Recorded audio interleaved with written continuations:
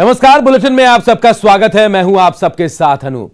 Bharatiya Janata party के राष्ट्रीय अध्यक्ष जेपी नड्डा ने आरा में आरजेडी, कांग्रेस और माले पर जोरदार प्रहार किया। उन्होंने कहा, सीपीआई-एमएल विभाजनकारी और देश के खिलाफ काम करती है और माले ने तेजस्वी यादव को हाईजैक कर लिया है। इसके अलावा नड्डा ने कहा कि कांग्रेस के नेता अलगाववादियों की भाषा बोल रहे हैं, जनता उन्हें जवाब जरूर देगी। अगर मैं माले की बात करूं तो आपको याद है ना, नाड़ी का नरसंहार याद है ना? आपको याद है ना कि इचरी में किस तरीके से हमारे राम भक्तों को बीच रास्ते में प्लान तरीके से मारा गया था, याद है ना? ये वही है टुकड़े टुकड़े गैंग, ये वही है लोग जो देश में विध्वंस फैलाते हैं, ये वही है। और सबसे बड़ी बात यह है कि तेजस्वी यादव को तो मालूम ही नहीं है कि आरजेडी तो हाईजैक हो गई। हाईजैक 19 सीटें तो माले ने ले ली, 10 सीटें अपने साथियों को दिला दी और 12 सीटें तो आरजेडी ने अपने मर्जी से कैंडिडेट बदल करके अपने लोगों को डाल दिया है। इसलिए आरजेडी है कहां? और माले का क्या रिकॉर्ड है आपको मालूम है ना? शाहीन बाग से लेकर जो जहां जहां देश के विध्वंस ताकते हैं उनके साथ खड़ी रहती है कि नहीं रही है कि नहीं है? अर्बन नक्सल मालूम है ना सबको। और ये लोग अशांति फैलाते हैं कि नहीं फैलाते? तो क्या आप बिहार में अशांति चाहते हैं? क्या बिहार में अशांति चाहते हैं? आपको याद है एक समय ऐसा था 94, 95, 96, 97, 5 बजे के बाद आप आरा के बाजार में घूम नहीं सकते थे। क्या मैं सच बोल रहा हूं? क्या ये सच नहीं है कि कोई डॉक्टर सवेरे निकलता था तो मालूम नहीं था कि शाम को वापस आएगा कि नहीं आएगा? क्या ये सच है कि नहीं है? अगर मैं आरजेडी की बात करूं, आप लोग भूल गए क्या वो गोपालगंज का डीएम दलित कृष्णैया जो गोपालगंज से पटना आ रहा था और उसको कार से खींच करके मार दिया गया था? आप भूल गए क्या कि आज का डीजीपी बिहार का, इसको गोली शहाबुद्दीन ने मारी थी और शहाबुद्दीन लालू जब तक चीफ मिनिस्टर रहे दंदनाता रहा, कोई उसका कुछ नहीं बिगाड़ सका। ये नीतीश कुमार बने चीफ मिनिस्टर तब वो जेल के अंदर गया है, तब वो जेल के अंदर गया। इस बात को ये आप भूल गए। और कांग्रेस पार्टी की बात करूं तो मुझे तो लगता है कि इन्होंने देशद्रोही काम का जिम्मा संभाल लिया, एकदम देश के खिलाफ काम करने का। समझ में नहीं आता कांग्रेस पार्टी की बात। एक तो जनता ने नकार दिया है, दूसरा गवर्नेंस के बारे में बोलने के लिए इनके पास कुछ रह नहीं गया, ये कुछ बोल नहीं सकते। अब ये सिर्फ यही करते हैं कि देश के विरोध में जितनी भी बातें हम उसको बोलते रहते हैं और एक नहीं अनेक बार बोलते हैं, और एक नेता नहीं बोलता, अनेक नेता बोलते हैं। महागठबंधन के नेता तेजस्वी यादव ने बिहार विधानसभा चुनाव में अपनी पूरी ताकत झोंक दी और ताबड़तोड़ जनसभाएं कर रहे हैं। तेजस्वी की जनसभा की आपको 2 तस्वीरें हम आपको दिखा रहे हैं। पहली तस्वीर औरंगाबाद की, जहां तेजस्वी की जनसभा में उस वक्त अफरा तफरी मच गई जब मंच पर बैठे तेजस्वी यादव पर एक दिव्यांग युवक ने 2 बार चप्पल फेंकी। तेजस्वी यादव बवंडी में कांग्रेस प्रत्याशी राजेश राम के समर्थन में जनसभा करने पहुंचे थे।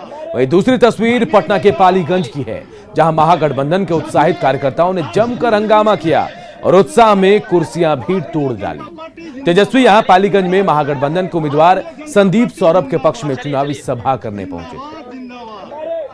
माननीय नेता साथियों, आप सभी से अनुरोध है, मुर्दाबाद भारतीय जनता पार्टी जिंदाबाद। 10 लाख युवाओं को नौकरी देने के तेजस्वी यादव के चुनावी वादे पर नीतीश कुमार ने सवाल उठाए हैं। नीतीश कुमार ने लोगों से कहा कि वो ऐसे भ्रमित ना हो। सीएम ने कहा कि जो लोग 10 लाख को नौकरी दे सकता है का वादा कर रहा है, वो सबको नौकरी क्यों नहीं दे रहे?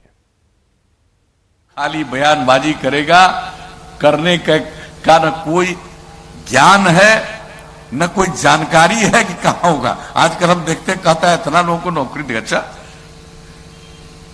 ऐसा कहीं है कोई दुनिया में जी? आप उतने लोगों को नौकरी दोगे तो बाकियों को कहा नहीं दोगे? सबको दे दो। आप पैसा कहां से लाओगे? जिसके चलते अंदर गए उसी पैसा से होगा। क्या राज्य में तो नहीं पैसा होगा? इन लोगों का बजट क्या था? 24,000 करोड़ से भी कम, और हम तो 2,11,000 करोड़ से आगे पहुंचा दिए और 6 लाख से भी ज्यादा लोगों को हमने नौकरी दी। अभी चल रहा 60-70 हजार के नौकरी का काम। तो हर काम जो जरूरी है हम लोग करते रहे हैं, आज जो होना नहीं है, आज जो हो ही नहीं सकता। अगर करोगे तो पैसा आएगा कहां से? ऊपर से आएगा? कहां से आएगा? कि नकली नोट मिलेगा? क्या मिलेगा? यह रेलवे से आएगा? कहां से आएगा? लोगों को किसी चीज का एहसास नहीं है। मैं आपको बता देता हूं, अब भ्रमित होने की जरूरत नहीं है। चुनाव की तारीख नजदीक आते चुनावी अभियान भी तेज हो गया है। बड़े नेता चुनाव प्रचार में जुटे हैं। ताबड़तोड़ चुनावी सभाएं हो रही हैं। मुख्यमंत्री नीतीश कुमार ने गोपालगंज, सिवान, जहानाबाद और पटना के मसौढ़ी में सभा की और जनता से एनडीए को वोट देने की अपील की। बीजेपी के राष्ट्रीय अध्यक्ष जेपी नड्डा ने बक्सर और आरा में सभा की, जबकि यूपी के मुख्यमंत्री योगी आदित्यनाथ भी बिहार चुनाव प्रचार में उतर चुके हैं। आदित्यनाथ ने कैमूर, रोहतास और अरवल में चुनावी सभा को संबोधित किया।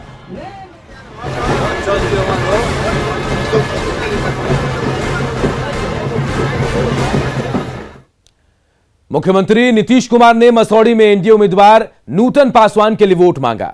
इस दौरान उन्होंने अपने सरकार के किए गए कामों को गिनाया और साथ ही कहा, अगर मौका मिला तो और बेहतर काम करेंगे। आरक्षित कर, दलित पिछड़ा, अति पिछड़ा, महिलाएं घूमते रहे बिहार में, एक एक चीज को देखने के लिए, समझने के लिए, जो काम कर रहे हैं उसका सर्वेक्षण करने के लिए कितनी यात्राएं की है, और उसी से और पता चलता था कि और क्या काम करना चाहिए।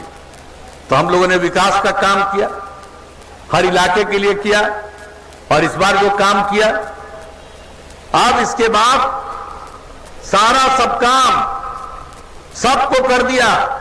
और जो स्कूल के बाहर रह जाते थे उनको पढ़ने के लिए, सब जगह बाहर कौन रहते थे? महादलित और अल्पसंख्यक समुदाय के लोग। उनके लिए टोला सेवक और तालमी मरकज स्वयं सेवक के माध्यम से उनको बाहर पढ़ा के स्कूल पहुंचाने का काम अब तो बहुत कम, न के बराबर स्कूल के बाहर है, 0.5% से भी कम। तो आप समझ लीजिए, एक एक काम के लिए हम लोगों ने कोशिश की है और इतना इंस्टीट्यूशन का निर्माण सब किया। लेकिन अब आगे मौका दीजिएगा तो हम लोग आगे और जाएंगे। और एक बात आपको बता देते हैं कि हर घर पहुंचा दिया बिजली। अगर अगली बार मौका दीजिएगा तो हम हर गांव में सोलर स्ट्रीट लाइट लगवाएंगे। हर गांव में रात में अपने घर का बत्ती बुझाइएगा, अब पूरे गांव में उजाला रहेगा। और ये काम सरकार अपनी तरफ से करेगी, आपको चिंता करने की जरूरत नहीं है। एक एक काम हम लोग करेंगे। और अब नई टेक्नोलॉजी आ गई है, हम अपने युवक युवतियों को नई टेक्नोलॉजी का प्रशिक्षण देंगे ताकि उनको और बेहतर काम मिले, उनकी आमदनी बढ़े, मजबूरी में किसी को बाहर नहीं जाना पड़े। ये सब परिस्थिति बिहार के लिए और ज्यादा हम लोग करेंगे। गांव का, शहर का जितना काम है उसके साफ सफाई का इंतजाम करवाएंगे। कोई गंदगी गांव में और शहर में न रहे, इसके लिए हम लोग आगे अब उसकी ऐसी योजना बनाएंगे ताकि पर्यावरण का किसी तरह का संकट ना आए। तो अगर काम करने का मौका दीजिएगा तो ये सब करेंगे। और हर गांव तक अब रोड पहुंचा दिया लगभग, लेकिन अब अगली बार मौका मिलेगा तो कई गांवों को जोड़ते हुए ज्यादा महत्वपूर्ण सड़क तक पहुंचने के लिए या स्थान तक पहुंचने के लिए और सड़क बनवाएंगे। और शहर और बाजार में जितना सड़क है उसके चौड़ीकरण के अलावे उसमें हम लोग बाईपास बनवाएंगे। और जहां बाईपास का जमीन नहीं मिलेगा, जगह नहीं मिलेगा, वहां पर रोड के ऊपर हम लोग फ्लाईओवर और बनवा देंगे। तो एक एक काम मौका दीजिएगा तो हम लोग इस तरह का अनेक काम करेंगे। और एक बड़ी खबर मुजफ्फरपुर से, जहां सिलौत स्टेशन के पास पूर्वांचल एक्सप्रेस दुर्घटनाग्रस्त हो गई। हालांकि ट्रेन के ड्राइवर की सूझबूझ से एक बड़ा हादसा टल गया। इस हादसे में कोई हताहत नहीं हुआ है। यह ट्रेन गोरखपुर से कोलकाता जा रही थी और मुजफ्फरपुर से आगे बढ़ने के करीब 10 मिनट बाद ही शाम करीब 5:40 पर सिलौत स्टेशन के पास गुमटी नंबर 90B के पास ट्रेन से अचानक तेज आवाज आने लगी। इसे देख गेटमैन ने तत्परता दिखाई और ड्राइवर की सूझबूझ से एक बड़ा हादसा टल गया। हादसे के वक्त ट्रेन की रफ्तार काफी कम थी। इस हादसे में मुनियारी गुमटी मैन प्रेम कुमार मामूली रूप से जख्मी हुए हैं। ट्रेन को फिलहाल वहीं रोक दिया गया है। मुजफ्फरपुर समस्तीपुर रेलखंड पर ट्रेनों का परिचालन बाधित हो गया। अधिकारियों की टीम घटनास्थल पर मौजूद है। यातायात सामान्य होने में 6 से 8 घंटे का वक्त लग सकता है।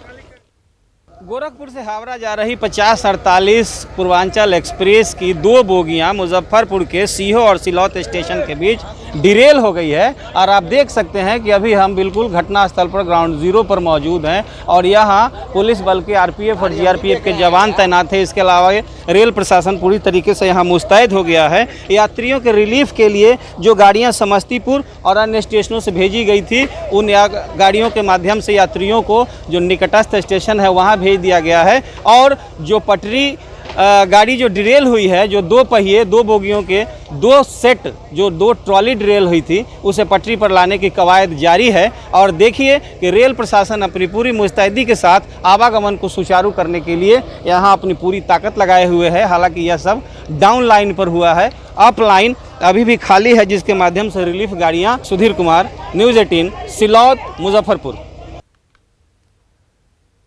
और अब बात स्वास्थ्य मंत्रालय एवं नीति आयोग के साथ न्यूज़ 18 के मुहिम की, जो आपसे कहना चाहता है एक जरूरी बात, और वो है मास्क पहनना।